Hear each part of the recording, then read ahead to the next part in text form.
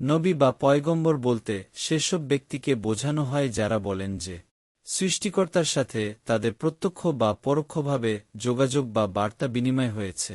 তারা নিজেরা যে সকল শিক্ষা লাভ করেন তা নিঃস্বার্থভাবে অন্যান্য লোকদের মাঝে বিলিয়ে দেন। নবীদের অধিকাংশই মানুষকে ধর্মীয় শিক্ষা, সুসংবাদ অথবা সতর্কবার্তা প্রদান করে। নবী হলেন আল্লাহর নির্বাচিত প্রতিনিধি, যিনি মানুষের কাছে সত্য ও নৈতিকতার বার্তা পৌঁছে দেন। রাসূল হলেন নবীর বিশেষ রূপ, যিনি নতুন ধর্ম বা আইন নিয়ে আসেন। তাদের কাজ হল মানুষের হৃদয়ে ঈমানের আলো জ্বালানো এবং সঠিক পথের নির্দেশনা দেওয়া, যেন সবাই আল্লাহর পথে চলতে পারে। ইসলাম ধর্মে রাসূল বার্তাবাহক, বহুবচন রুসুল হলেন আল্লাহ প্রেরিত বার্তাবাহী ব্যক্তিত্ব। রাসূল বলতে তাদেরকেই বোঝানো হয় যারা আল্লাহর কাছ থেকে কিতাব বা পুস্তক প্রাপ্ত হয়েছেন।